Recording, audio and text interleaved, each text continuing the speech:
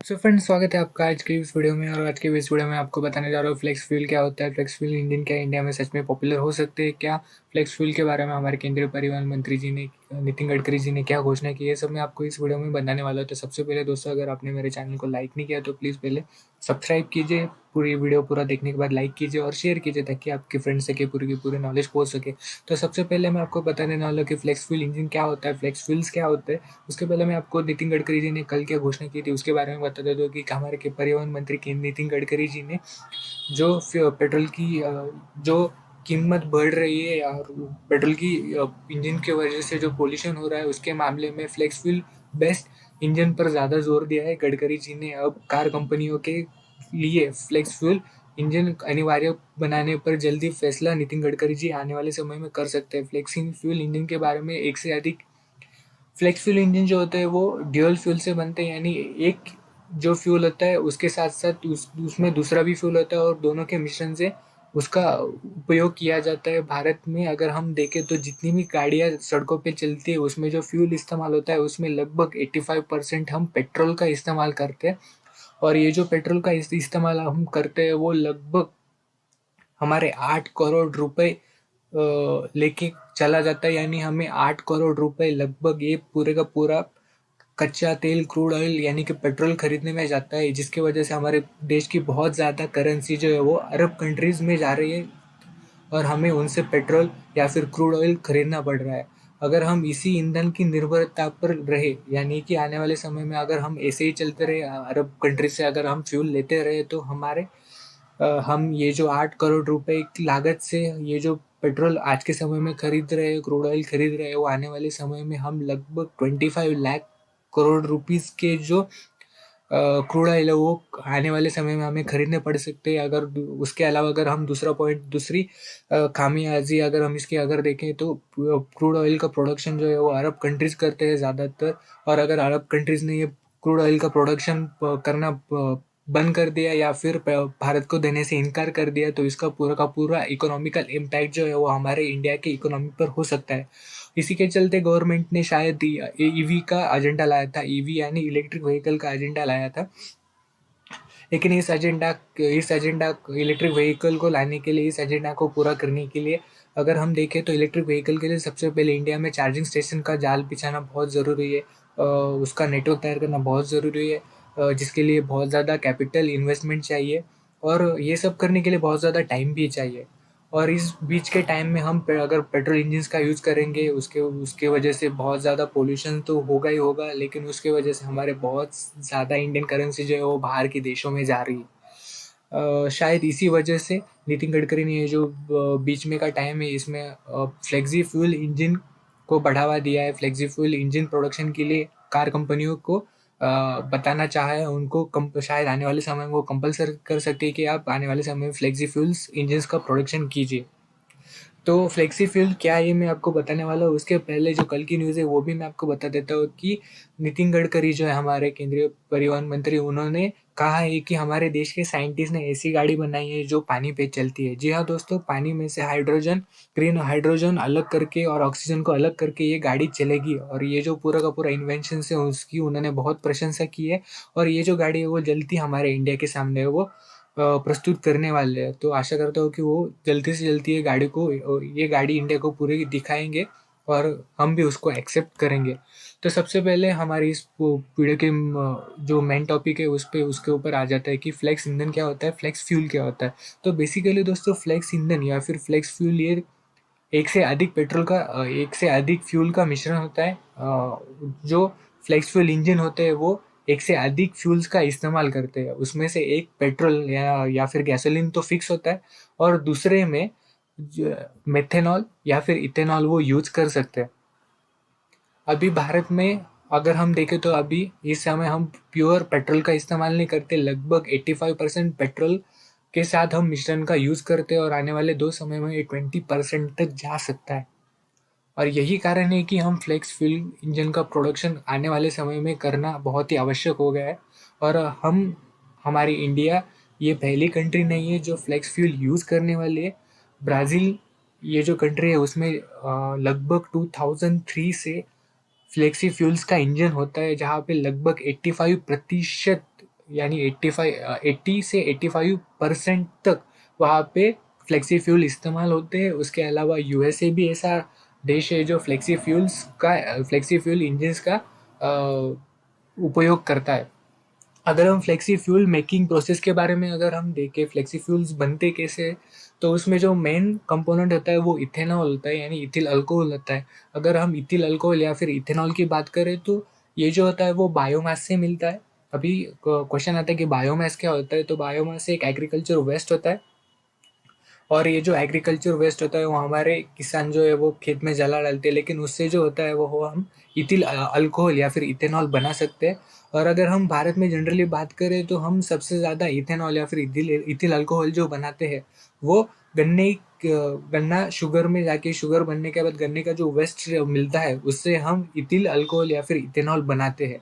और ethyl alcohol या फिर इथेनॉल की अगर हम बात करें तो उसका ऑक्टेन नंबर अच्छा होता है, जिसके वजह से अगर हम फ्यूल में मिक्स करते हैं उसकी फ्यूल की क्वालिटी भी बढ़ जाती है। आपने देखा होगा फ्यूल स्टेशन पे, पेट्रोल पंप पे ज़्यादातर बोर्ड लगे होते हैं जहाँ पे उन्होंने लिखा होता है कि इस पेट्रोल में इथिल अल्कोहल इथेनॉल मिक्स है। उसके अलावा अगर हम देखें तो एग्जाम में क्वेश्चन आ सकता है कि ब्लेंडिंग प्रोसेस क्या होती है। तो सबसे पहले मैं आपको बता देता हूँ कि ब्लेंडिंग प्रोसेस है, तो सरल भाषा में बताने जाए तो एक सरल भाषा में ये दो फ्यूल्स को मिक्स करने की एक प्रोसेस होती है, जिसमें अगर हम देखें तो गैसोलीन इथेनॉल के साथ एक पाइप के जरिए मिक्स कर सकते हैं, उसको ब्लेंडिंग प्रोसेस बोलते हैं जनरली। अगर और ये जो ब्लेंडिंग प्रोसेस से हम इथेनॉल मिक्स करते हैं, तो करंट एनालिसिस अगर हम इंडियन फ्यूल्स का करें तो हम जो पेट्रोल यूज़ करते हैं अभी उसमें लगभग 8.5% एवरेज पेट्रोल में इथेनॉल मिक्स होता है। और आने वाले समय में 2022 तक गवर्नमेंट ने 10% तक उसको करने की ठान ली है, यानी पूरे पेट्रोल में लगभग 10% इथिल अल्कोहल मिक्स करने की गवर्नमेंट ने ठान ली है 2022 तक। और आने वाले 2030 तक उन्होंने कहा था कि वो 20% उसको बढ़ाने वाले, यानी कि पूरे पेट्रोल में 20% वो इथिल अल्कोहल मिक्स करने वाले। लेकिन उन्होंने जो 2030 की डेडलाइन थी उसको 2020 तक कन्वर्ट किया और कहा है कि 2025 तक वो 20% इथिल अल्कोहल पूरे पेट्रोल में मिक्स करेंगे, ताकि जो पेट्रोल की लागत है वो कम लगे और हमारा जो पेट्रोल खरीदने में हमारी जो शक्ति कम हो रही है, हमारा जो पैसा बाहर के देशों में जा रहा है वो कम जाए। और उसके अलावा अगर हम एग्जाम की पॉइंट ऑफ व्यू से देखें तो सप्लायर एक क्वेश्चन पूछ सकते हैं। तो मैं आपको बता देता हूँ कि गन्ना लगाने से गन्ने के प्रोडक्शन तक, उसके गन्ने से शुगर के प्रोडक्शन तक, और शुगर प्रोडक्शन करने के बाद गन्ने का जो वेस्टेज निकलता है उस वेस्टेज से इथिल अल्कोहल या फिर इथेनॉल बनाने तक, ये जो पूरी की पूरी प्रोसेस है इसमें पूरा का पूरा एक साल लग जाता है, और इस पूरे साल को हम सप्लाई ईयर के दौर पे माने जाते हैं। और इसके एंड पर जो होता है वो इथिल अल्कोहल या फिर इथेनॉल का सप्लाई किया जाता है। और जनरली ये साल अगर हम देखें तो दिसंबर से नवंबर हो सकता है, यानी कि इस साल का अगर हम देखें तो दिसंबर 2020 से नवंबर 2022 तक होगा। 2000 दिसंबर 2021 से लेके नवंबर 2022 तक होगा। अगर मेन पॉइंट्स की अगर फ्लेक्सी फ्यूल्स के बारे में अगर हम बात करें तो आने वाले समय में फैक्ट्रीज जो होती है इंजन प्रोडक्शन की, उनको बहुत ज़्यादा चैलेंजेस है, क्योंकि उनको बहुत ज़्यादा प्रॉब्लम आ रहे हैं। पहले तो अगर हम देखें तो हमारे गवर्नमेंट ने पेट्रोल इंजन्स में सुधारना करते हुए बहुत ही कम पोल्यूशन करने वाले BS6 इंजन्स लाए थे, और कंपनीज को कहा था कि आप BS6 इंजन्स बनाएं।